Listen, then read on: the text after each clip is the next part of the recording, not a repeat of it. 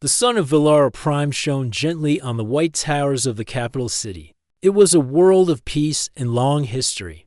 The Valerans had no standing armies, no war fleets, and no weapons beyond what was needed to control meteors or storms. Conflict was something they read about in old data archives, not something they expected to see in their lives. Inside the tall building of the Central Research Institute, senior researcher Turan moved between glowing data panels. He was tall and slim, with pale silver skin and eyes that reflected the light like water.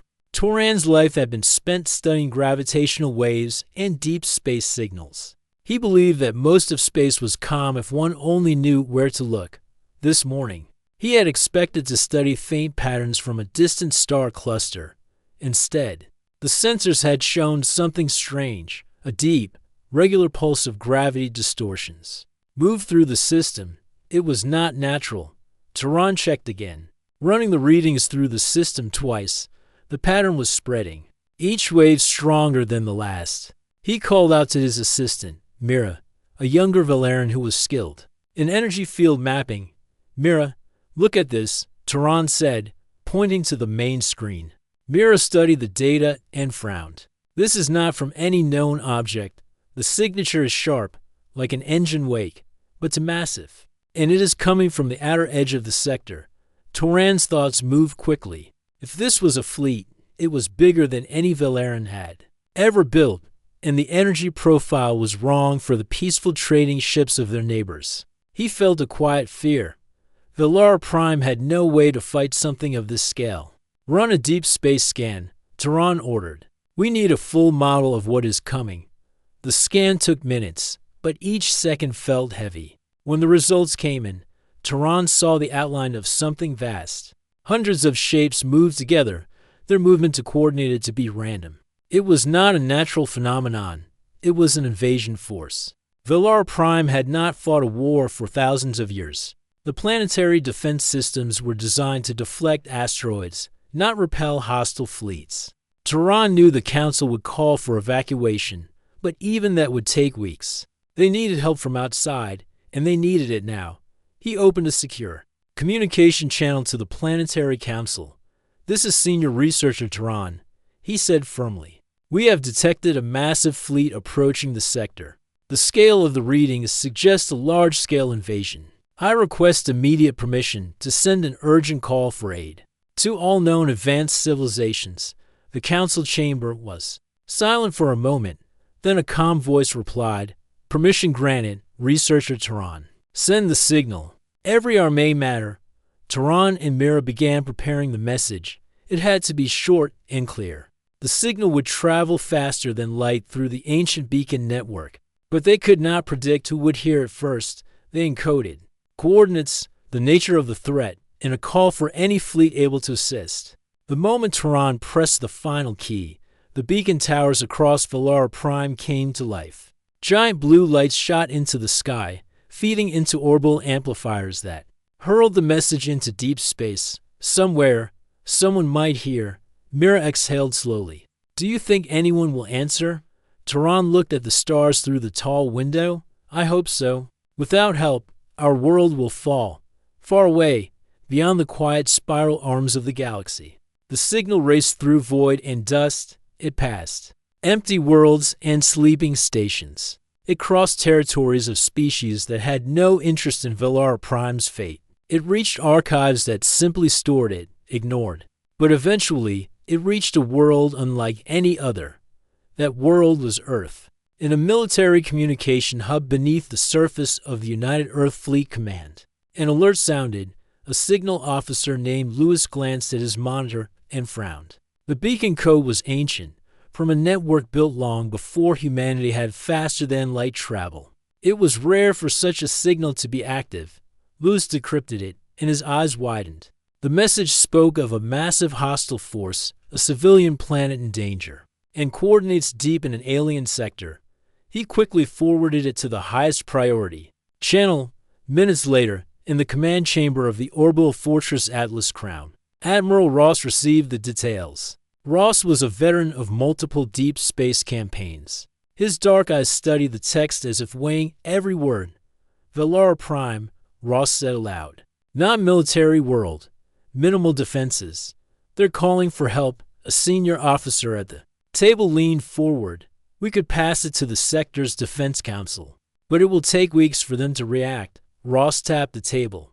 Weeks they don't have. Humanity had earned the title of Deathworlders in alien archives. Earth's environment had forced its people to adapt to storms, predators, disease, and disaster. Every generation had learned to survive against impossible odds. That history had shaped their response to danger: act fast, strike hard, and never wait for the enemy to choose the ground. Ross stood.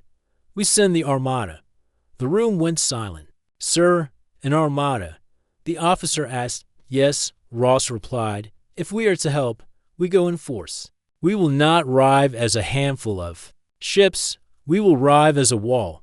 Within hours, orders spread through the fleet. From the shipyards of Mars to the hidden docks under Europa's ice, warships came online. Engineers worked through the night, loading supplies and preparing weapons. Pilots reviewed alien contact protocols while ground units trained for mixed species. Evacuation. Back on Velara Prime, Tehran and Mira continued to monitor the approaching threat. The enemy shapes grew clearer, and the countdown to arrival grew shorter. The Council began evacuating remote colonies to the main world, hoping to protect as many as possible. Mira tried to keep her voice calm. Do you think the message reached anyone? Tehran's reply was quiet. I don't know, but if it did, I pray they are fast. On the edge of Velara's skies, the first defense satellites lit up, scanning the dark beyond the system. Far across the galaxy, hundreds of human ships slipped into faster-than-light carters, heading straight for the coordinates of Velara Prime. The aliens on that world did not yet know that the Deathworlders had heard their call.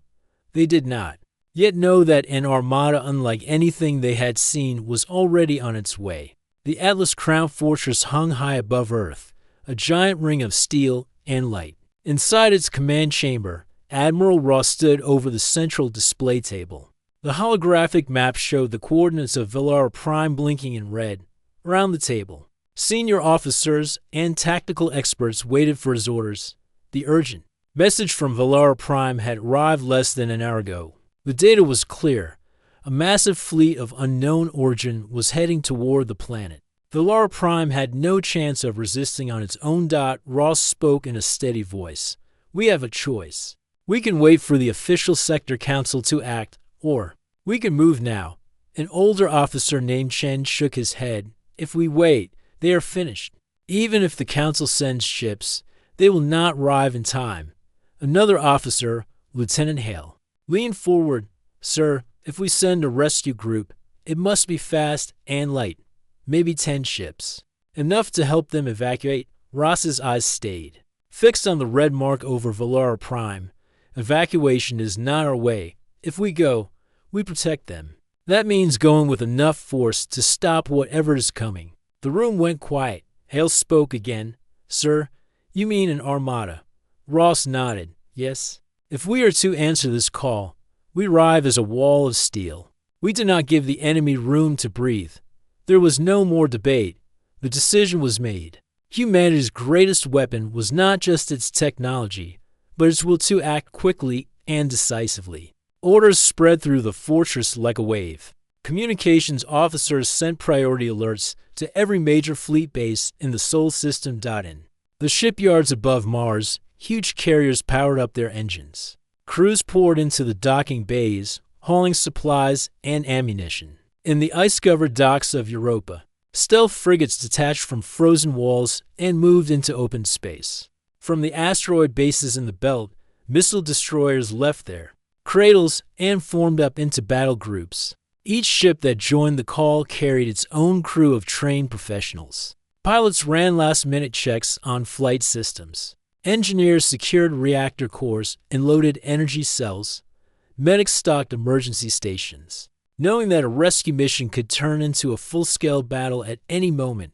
Back on Earth, in the underground training halls of the United Defense Ground Corps, Sergeant Darius led his unit through rapid drills. They practiced evacuating civilians from simulated alien cities, setting up portable shield generators, and defending against unknown attackers. A young soldier asked between drills, "Sergeant, is it true we are going to an alien world?" Darius gave a short nod. "That is correct, and when we get there, we protect the people, no matter what they look like. We are the shield that stands between them and destruction." The soldier looked nervous. "But sir, why would we risk so much for a planet we do not even know?" Darius paused, his voice firm. "Because someone asked for help. That is enough." In the Atlas Crown, Ross reviewed the threat data again. The enemy fleet's speed suggested it would reach Velara Prime within 9 days. The human armada could arrive in 6. That meant they would have 3 days to prepare before the enemy entered the system. Ross spoke to his staff. "We are not just saving a planet. We are sending a message. When someone threatens the innocent, they face all of us." Strategists began plotting possible enemy formations and countermeasures.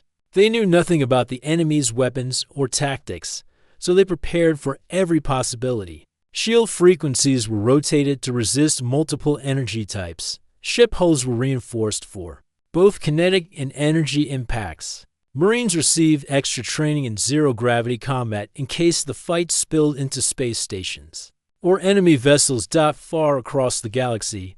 On Velara Prime, Tehran and Mira continued their vigil. They still had no sign of help, but Tehran refused to give up hope. In the Central Council chamber, leaders discussed whether to abandon the outer colonies and retreat entirely to the homeworld.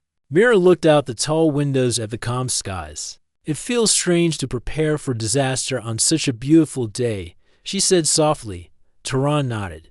"Beauty does not protect us from what comes, but perhaps someone has hurt us." The Valerans had never faced war in living memory. They relied on peaceful treaties and careful diplomacy. The thought of battle frightened them deeply. Yet the Council had ordered what little defensive technology they had to be activated. Orbital mirrors were adjusted to focus sunlight into powerful beams, and the asteroid deflectors were reprogrammed to fire at incoming ships. It was not much, but it was all they had. 3 days later, the human armada was ready. More than 100 ships formed into attack groups. Battleships, carriers, frigates, and destroyers moved into position near the outer edge of the Sol system. The fleet's formation was a display of both discipline and power. On the bridge of the flagship Iron Resolve, Ross stood before the forward viewport. The stars stretched in every direction, silent and cold. In a few hours, they would bend space itself and cross light years in a single jump. Captain Silva approached. "Sir, all groups report ready. Coordinates for Velara Prime are locked." Ross gave a single nod. "Then we jump."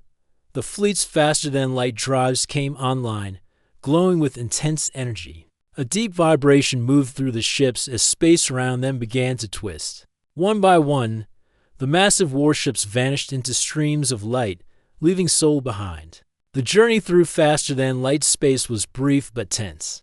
Officers monitored every system for fluctuations. Pilots kept the ships steady as currents of strange energy washed over their hulls, even in this advanced age. Traveling at such speeds was dangerous, but humans had long since learned to master it. On the 3rd day of travel, Ross gathered his senior officers for the final briefing. "When we arrive, we do not assume the enemy is far. We will move into a defensive position above Velara Prime. If the enemy comes early, we will be ready to fight immediately. Remember, the people down there are counting on us." Hale asked. "Sir, what if they see our numbers and think we came to take over?" Ross replied. "Then we show them by action, not words, that we came to protect. Trust is earned." As the Armada neared the end of its jump quarter, the stars began to reappear. The massive blue-green world of Velara Prime came into view, its oceans glimmering in the light of its twin moons. Orbiting high above, Velaran defense satellites turned slowly, their small sensors detecting the sudden arrival of hundreds of human ships on the ground.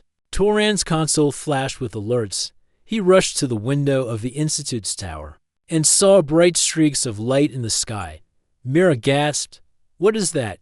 Toran checked the incoming transponder signals. His voice trembled with surprise. "It is a fleet, a massive fleet, and it is not the enemy, the people of Velara Prime." had called for help, not knowing if anyone would come. Now, their skies were filled with the most powerful force they had ever seen. The Deathworlders had arrived. The skies of Velara Prime were clear that morning. Thin clouds drifted lazily above the silver towers of the capital. Citizens walked through the wide streets, their voices low as they spoke about the unknown fleet that had been detected days ago. Many still feared the worst. Then, without warning, the morning light was broken by dozens of bright flashes. In the upper atmosphere, hundreds of massive shapes appeared. They were not like any Velaran ship. These vessels were darker, heavier, with sharp lines and thick armored hulls. They came in formation, their movements so precise that it seemed as if they were connected by invisible threads. In the Central Research Institute, Turan and Mira watched the sight from the top observatory. Toran's console filled with new signals. These are not the hostile readings from before, he said quickly. Different engine patterns, different energy outputs.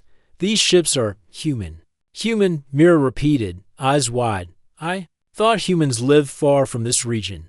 They do, Turan replied, which means they came a great distance to be here, in orbit. The human armada settled into a defensive ring around Velara Prime. The largest of the ships, the Iron Resolve, moved to the center. Its heavy weapons rotated slowly, scanning the empty black beyond the planet's orbit. Inside its command bridge, Admiral Ross stood with Captain Silva, studying the surface scans. Planet shows no active military forces, Silva reported. Only civilian structures and a few orbital satellites, Ross nodded. Then we came. Just in time, he turned to the communications officer. Send a direct hail to their central government. A moment later, the holographic display flickered and formed the image of a Velaran council chamber. Several alien figures sat around a curved table. In the center was a tall, silver-skinned figure with calm eyes, Council Leader Aaron. This is Admiral Ross of the United Earth Fleet, Ross began. We received your distress signal and have come to assist. We will establish a defensive perimeter and prepare for enemy arrival. Council Leader Aaron's voice was polite but cautious. We did not expect such a large response. Your ships are far greater in number than any fleet we have seen. Ross's tone stayed steady. We have learned that when facing an unknown threat, it is better to be over-prepared than under-prepared. My forces will not interfere with your internal matters. Our purpose is protection. Aaron studied him for a moment. We are grateful, but I must warn you, Admiral, our people have never fought a war in living memory. We do not know what will happen when the enemy arrives. Ross gave a small nod. That is why we are here. We do. Within hours, human shuttles began to descend. From orbit, sleek troop carriers landed on the capital's wide landing fields. The people of Velara Prime gathered at the edges to watch. The first human soldiers stepped onto Velaran soil wearing dark armor with silver visors. They moved with purpose, but without aggression. Sergeant Dries led the landing team. He approached Turan and Mira, who had been assigned as local contacts. I am Sergeant Dries of the United Earth Fleet Ground Corps, he said. His voice was calm and measured. We will be setting up defensive positions around key infrastructure. Turan nodded, impressed by the soldiers' clear communication. We will guide you. The Council has authorized you to access our energy grid and transportation hubs. Dries and his team moved quickly, deploying portable shield generators, sensor arrays, and communication relays. Velaran engineers watched with amazement as the humans assembled structures in minutes that would have taken them days to build. In orbit, the fleet worked just as hard. Frigates extended their scanning range to detect enemy movement far beyond the planet's moons. Carriers launched patrol craft to watch the outer system. Battleships aligned in layered formations, ready to open fire at the first sign of danger. Ross received constant updates from his officers. Perimeter secured. No enemy readings yet. All ships holding position. He knew the comm would not last. Back on the surface, Velaran civilians slowly began to approach the human troops. At first, they were cautious, but curiosity soon overcame fear. A small Velaran child walked up to one of the human engineers and touched the metallic armor, fascinated by its texture. The engineer smiled and knelt down. showing the child a small light tool. The interaction was simple, but it carried weight. It was the first friendly contact between their peoples. Mira whispered to Tehran, "They are so different from us, yet they do not act like conquerors." Tehran agreed. Perhaps that is why. They answered so quickly, not to rule, but to protect.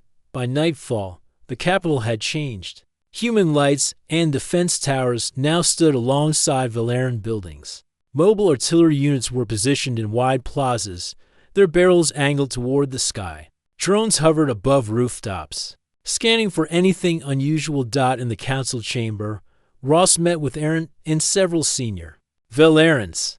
"Our scans show the enemy fleet is still 3 days out," Ross said. "They are larger than your defense network can handle, but smaller than our armada. With proper coordination, we can hold them off." Aaron listened carefully. "Our people will cooperate in any way you need.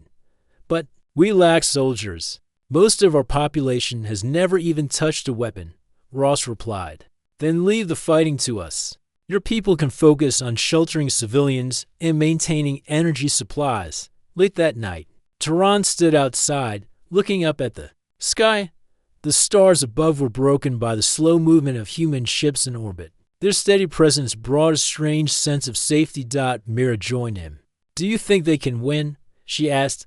Tehran answered honestly, "I do not know, but I believe they will fight harder than anyone we have seen, and sometimes that makes the difference." In the distance, a human patrol passed by, their armor catching the glow of the city's lights. The sound of their boots echoed on the quiet streets. High above, in the dark reaches of space, the enemy fleet moved ever closer. Their shapes were still blurred in long-range scans, but their numbers and speed told the story. They were not coming to talk. They were coming to consume. Ross stood on the bridge of the Iron Resolve, watching the tactical display. 3 days, he murmured. 3 days until they learned that Valara Prime is not undefended. The Deathworlders had come, and when the enemy arrived, they would find a wall of steel and fire waiting for them. The 3rd day after the human fleet arrived began quietly. The sun rose over Valara Prime, casting golden light on the towers of the capital. The streets were calm, though the people knew war was coming. From the ground, the human warships looked like tiny moving stars in the morning sky. In the orbital command center aboard the Iron Resolve, Admiral Ross stood at the main tactical display. Around him, officers monitored hundreds of sensor feeds. The screen in front of Ross showed a black void beyond the edge of the Valara system. There, faint signals had begun to appear. Long-range scans confirmed contact. Reported Lieutenant Hale. Multiple large objects, closing fast. Count is increasing. Current estimate, more than 80 primary ships and several hundred smaller craft. Ross's eyes narrowed. Identification? Hale hesitated. No match in our database. Energy readings suggest organic and mechanical integration. They are alive and machines at the same time. Commander Chen spoke quietly. Scar, that would explain the patterns. They consume planets, strip them of resources, and leave nothing but dust. Ross gave a sharp nod. Alert all ships. Begin stage to defense preparations. The order spread across the Armada instantly. Carriers launched fighter wings that took up patrol patterns in high orbit. Battleships adjusted their positions to create overlapping fields of fire. Destroyers spread out along the outer perimeter, ready to intercept anything that broke through. On the ground, Sergeant Darius led his team through the capital's defense points. Portable shield generators were tested again, and heavy cannons were charged to full power. Valerian engineers, guided by human specialists, linked the city's energy grid to the human power modules so no shield would fail during battle. Tehran and Mira worked alongside them, helping coordinate supply routes for both humans and Valerians. Every plaza became a storage zone for food, water, and medical supplies. Schools and public buildings were converted into shelters. The Valerians had never seen such preparation. They were amazed at how quickly humans worked, how nothing was left unchecked. Even small details like lighting patterns and escape routes were planned.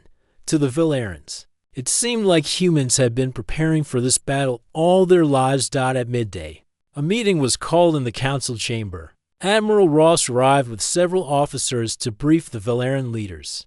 The Scar will enter your system within 36 hours, Ross explained, pointing to a holographic map. Our fleet will engage them before they can approach your planet if they break through. We have ground defenses in place. Your role is to keep your people safe and out of the combat zones, Council Leader Aaron asked. How certain are you of victory? Ross paused. There is no certainty in battle, but we came prepared to fight them to the last ship if needed. Mira spoke up from her place at the side. Why take such a risk for us? You owe us nothing. Ross met her gaze. Because no one else was coming. And we will not watch another world burn while we have the strength to stop it, the council. Chamber fell silent. In that moment, the Valerians understood why humans had a reputation as Deathworlders. It was not just their ability to survive, but their willingness to put themselves in danger for others. That night, the enemy fleet's signal grew stronger. On the Iron Resolve, Ross and his officers studied the first clear visual feeds. The Scar ships were dark and twisted shapes, their hulls pulsing with strange organic movement. Long spines jutted from their sides, and strange tendrils trailed behind them like the limbs of deep-sea creatures. Lieutenant Hale's voice was low. They are using a hive formation. All ships are under the control of the central mothership. Ross leaned forward. If we take out that mothership, the rest will lose coordination, Chen added. It will be heavily defended. We will have to draw the swarm away before we can get close. Ross turned to the communications officer. Send word to all ships. Target priority is swarm fighters first. Keep them off the planet. Heavy units focus on creating an opening to strike the mothership on the ground. Darius addressed his soldiers. You may not know these people we are protecting. You may never see them again after this. But tomorrow, they will depend on us. We hold the line, no matter what comes. Human and Valerian volunteers stood together at checkpoints. Some Valerians carried small pulse rifles borrowed from the human armory. Others focused on tending to the young and elderly in the shelters. In the capital, lights stayed dim to avoid drawing enemy fire. But the hum of shield generators filled the night air. The following morning, the Scar fleet crossed into the Valara system. Contact, the tactical officer announced on the Iron Resolve. All enemy ships accelerating. Estimated time to engagement, 14 hours. Ross's voice carried across the bridge. Battle Groups Alpha and Beta moved to intercept range. Group Gamma, hold near the planet to defend against any that slipped through from the surface. The Valerians looked up to see streaks of light. In the sky, these were human fighters heading out to meet the enemy far from the planet. It was a sight both terrifying and reassuring. Terrifying because war was coming. Reassuring because they were not alone. In the last hours before battle, tension settled over both fleets. On the human side, final checks were completed. Ammunition counts were confirmed, engines were balanced, and shields were calibrated for maximum strength. On Valar Prime, Tehran stood with Mira outside the research tower, watching the horizon. I used to think space was a quiet place, Mira said softly. Now it feels alive and dangerous, Tehran replied. It has always been dangerous. We just lived far enough away to forget. They watched as a massive human battleship shifted position, its hull glowing faintly as it prepared its main guns. Beyond it, the faint glimmer of the approaching Scar fleet was now visible. Even to the naked eye. Ross gave his final order before the battle began. All ships, maintain formation. Remember, we are the wall. Nothing reaches Valar Prime. The Iron Resolve moved to the front of the formation. Its massive cannons turned toward the dark shapes rushing in from the edge of the system. Around it, the rest of the Armada formed a shield of steel and firepower. The Scar were coming fast now, their strange ships cutting through the void with unnatural speed. The first wave of their smaller craft broke away from the main fleet, heading directly toward the human line. The battle for Valar Prime was about to begin. The meeting room aboard the Resolute was quiet. Every seat was filled, but no one spoke. Outside the large windows, the stars moved slowly as the ship maintained its steady path toward the alien capital world. The humans, led by Admiral Ross, sat on one side of the long table. Across from them were the alien leaders who had called for help. Their eyes shifted between each other, as if unsure how to begin. Admiral Ross finally broke the silence. "We answered your call. We brought the fleet. But you have not told us the full truth." His voice was calm, but his words were sharp, enough to make several alien delegates flinch. The lead alien envoy, a tall figure with silver skin named Velrin, lowered his gaze. "You are correct, Admiral. There is more to this threat than we revealed. We feared you would refuse if you knew. Commander." Hale, seated beside Ross, leaned forward. "You saw what we did to the enemy's outpost. Why would we refuse? Unless the enemy you fear is not as simple as you claim." Velrin's silver fingers tapped the table. "The enemy is not just a warlord or a pirate fleet. They are a civilization, older than all of ours combined. They are called the Viewerth. They destroy not to conquer, but to erase worlds, histories, entire cultures gone." The room went even quieter. Ross studied the alien envoy's face. "And you think they will come here?" Velrin nodded. "They have already arrived in the outer systems. We believe your species is the only one that can fight them on equal terms." A low murmur moved through the human officers. The alien leaders looked anxious. But there was also a strange sense of relief, as if revealing the truth was a burden. Lifted. Ross stood and walked to the large star map projected in the center of the table. He pointed to the outer systems highlighted in red. "You should have told us this from the start. Every hour counts when you face an enemy like this." Another alien leader, shorter with deep blue skin, spoke with urgency. "You must understand, Admiral, humans are feared in the galaxy, not hated, feared. Your resilience, your speed to adapt, your ability to fight against all odds, these are traits the Viewerth also know. If they discover humans are here, they will focus their strength on destroying you first." Hale crossed his arms. "We have faced worse. Fear works both ways." Ross did not smile. He looked at both sides of the table. "Then we will form an alliance, but it will not be built on half-truths. If we are to fight together, we share everything, every strength, every weakness, every plan." Velrin hesitated. "Sharing everything means revealing our vulnerabilities." "It does," Ross replied. "But it also means trusting each other enough to survive." The alien leaders glanced at one another.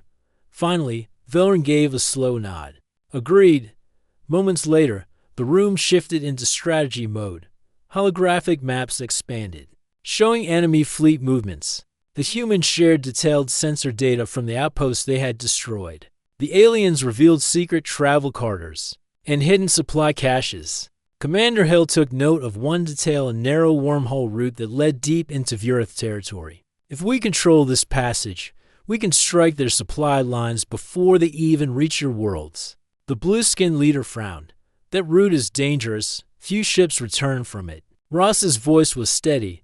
"Dangerous to them or to us, to everyone," the leader admitted. "It is. And stable. But if anyone could use it, perhaps it is you."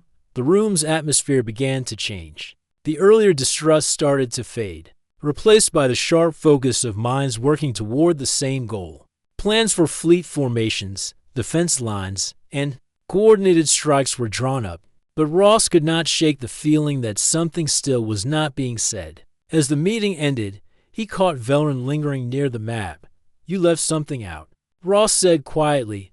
Velrin looked at him. "Even in this alliance, there are truths too dangerous to speak." Ross stepped closer. "If we go in blind, my people will die, and if that happens, so will yours."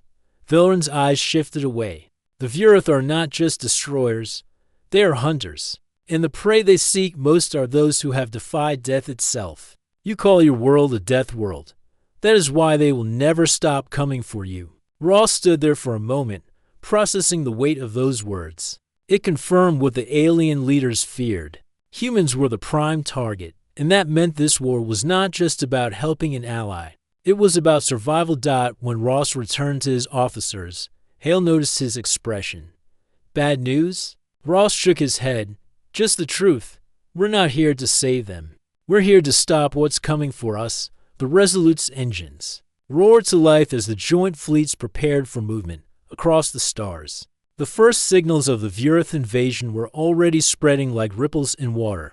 And for the first time, the humans were not just responding to an urgent call, they were preparing to take the fight to the enemy before it could reach their home. The silent alliance had been formed. But whether it would hold under the coming storm remained to be seen. The narrow wormhole shimmered ahead, a twisting tunnel of light and shadow cutting through space. Captain Silva stood on the bridge of the Iron Resolve, watching the glowing gateway with focused eyes. This route was the secret passage deep into the Vurith's territory, dangerous, unstable, and barely used by any fleet, yet it was their best chance to strike at the enemy's supply lines before the full invasion reached Velar Prime. "Ready all ships," Silva ordered. "This jump will test every system. Stay alert." Admiral Ross stood beside her, his face calm but firm. "This mission is critical. If we break their supply, we buy time for the defense of Velar Prime. Failure is not an option." The fleet's ships hummed with power as they prepared to enter the wormhole. Engineers ran final checks on engines and shields. Pilots braced themselves for a jump unlike any they had experienced. "Engage jump in 5, 4, 3, Silva counted down. The ships surged forward, slipping into the wormhole's shimmering light. Inside, the world twisted. Stars stretched and bent. Around them, the hum of the ships grew louder as the unstable energies buffeted their hulls. Some vessels rocked violently, systems flickered, and alarms sounded. "Damage report?" Silva asked. Lieutenant Hale answered, "Minor power fluctuations into frigates, but all ships holding." Ross nodded. "Maintain formation. We cannot lose any ships now." The fleet emerged suddenly into a dark region of space. Stars were few here, swallowed by thick clouds of energy. Sensors flickered in the strange environment. But ahead, the enemy supply fleet waited, massive ships filled with weapons, fuel, and biological materials. "Enemies sighted," Hale announced. "They are moving slowly, unaware of our presence." Ross smiled grimly. "Then we will give them a surprise." The human fleet launched fighters and assault pods to surround the supply ships. Heavy battleships moved forward, their cannons glowing as they prepared to fire. The battle began with a roar of energy and fire. Human weapons struck with precision, breaking through enemy shields and hulls. The Vurith ships responded with strange, organic weapons that pulsed and released bursts of dark energy in the chaos. Human Marines boarded several supply ships. Sergeant Darius led one boarding party, fighting through twisting corridors filled with strange life forms. His team moved swiftly, planting explosives to destroy key systems. Back in orbit, Admiral Ross watched the battle unfold on tactical displays. "We are doing well. Keep pressure on their fleet. Cut their supplies, and we cut their strength." But the Vurith were dangerous foes. Reinforcements arrived from nearby clusters, their ships moving like shadows. The wormhole corridor was a trap, narrow and easy to block. Silva ordered, "Prepare for enemy counterattack. We must protect the exit point." As the battle raged, Valeran scouts in the distant systems detected strange energy pulses. Council leader Aaron and Tehran watched anxiously. "The humans have done what we could not," Aaron said softly. "But the Vurith will not give up easily." Tehran nodded. "This is only the beginning. We must hold on." The fight near the wormhole grew fierce. Several human ships took heavy damage. Crew members worked to repair shields and weapons even as the battle continued. Captain Silva's voice was steady. "This fleet will not break. Hold the line." Sergeant Darius's boarding party completed their mission, escaping the burning supply ships just before the explosives detonated. The explosion rocked the area, sending shock waves through the enemy fleet, with their supplies damaged and morale shaken. The Vurith began to retreat. Retreat order received. Hale confirmed. Enemy fleet breaking formation. Admiral Ross allowed himself a brief smile. "Good. We have slowed them. Now, we prepare for their return." Back on Velar Prime, the people watched the skies with hope and fear. Human ships continued to patrol the orbits, their presence a steady shield in the capital. Tehran met with Sergeant Darius. "You have done great things," Tehran said quietly. Darius shook his head. "This fight is far from over. But every small victory counts. Mira joined them. The humans fight like no one else. They did not give up. Tehran smiled. That is why we called for help. We need their strength to survive. As night fell on Valar Prime, Admiral Ross stood looking at the stars. The fight was not finished, but the tide had turned. The Vurith will come again, he said to Silva. But now, they know we will meet them head-on. Silva nodded. And we will be ready. In the darkness between stars, the Deathworlder Armada had shown its true power. It was not just survival instinct. It was a will to protect, to fight for others, and to never surrender. The battle for Valar Prime was far from over, but hope burned bright. The skies above Valar Prime darkened as the Vurith fleet returned. This time, they came in full force. Hundreds of twisted ships filled the void, their shapes like living nightmares. The battle was no longer just about defense. It was a fight for survival. Admiral Ross stood on the bridge of the Iron Resolve, his face set with determination. All ships, prepare for battle. This is the moment we hold or fall. Captain Silva's voice cut through the tension. Battle Groups Alpha and Beta moved to intercept the main fleet. Group Gamma, protect the planet's surface. Keep those shields up. On the ground, Sergeant Darius and his Marines moved through the city streets, ready to defend the civilians. Valeran volunteers carried supplies, their faces pale but strong. The people of Valar Prime had learned the meaning of courage in days, and now they stood alongside their human protectors dot in orbit. The fleets clashed with a fury no one had ever seen. Energy beams tore through the darkness, ships exploded in showers of fire, and the screams of alarm filled every command bridge. The Vurith fought with a brutal, relentless hunger. Their ships shifted and reformed, adapting to human tactics. They sent wave after wave of fighters, trying to overwhelm the defenses. But the Deathworlders fought harder. Human pilots executed daring maneuvers, striking deep into enemy lines. Marines boarded enemy vessels, sabotaging systems from within. Valeran forces used their knowledge of the planet's orbit to guide the humans in battle. Amid the chaos, Admiral Ross received a warning. Sir, multiple enemy carriers are converging on our rear flank. They aim to cut off our retreat. Ross's jaw tightened. We hold this line. No one falls back. He turned to Captain Silva. Dispatch reinforcements to the flank. Coordinate. With fighters to create a buffer, the commanders moved quickly, redirecting forces in a fluid dance of war. Every second counted. On the ground, Darius and his team faced their own battle. Vurith ground troops had begun dropping from orbit, their twisted forms emerging in the streets. Hold the civilians behind the shields, Darius ordered. We fight for every block. Valeran volunteers joined in, firing pulse rifles and using improvised weapons. The Marines fought with fierce determination, holding the lines even as the enemy pushed forward. Above, the battle reached its peak. The Vurith mothership, a massive living fortress, moved into range. Its presence radiated power, and fear. Ross spoke into the comms. This is the moment. We strike at the heart. Carriers launched boarding parties. Fighters swarmed the mothership's outer defenses. The Iron Resolve fired its main cannons, pounding the living hull inside the mothership. Boarding teams encountered horrors beyond imagination. Twisted creatures moved through corridors like shadows. Marines fought inch by inch, planting charges to cripple the ship. Back in orbit, the combined fleet pressed their attack, slowly. The mothership began to falter. Its shields flickered and failed. Shields down 50%, reported Lieutenant Hale. Hull integrity compromised. Ross gave the final order. Fire all remaining weapons. Make this the last blow. Cannons blazed, energy beams burned, and the mothership exploded in a brilliant flash. The shockwave rocked the battle. The remaining Vurith ships hesitated. Their control disrupted. They scattered like frightened prey. The human armada and Valeran defenders seized the moment. Fighters chased down fleeing ships. Ground forces pushed the enemy back. After hours of brutal fighting, the Vurith fleet broke and fled the system. The stars returned to calm. On Valar Prime, the people emerged from shelters.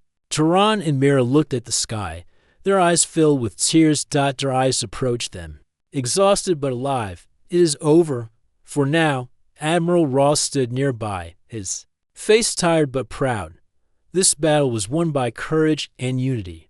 But the war is not over. Mira nodded. We will be ready, together. The alliance between humans and Valerans had saved the world. The Deathworlder Armada had answered the call and shown the true strength of those who fight not for glory, but for others. As the fleets prepared to rebuild and defend, a new hope was born in the stars.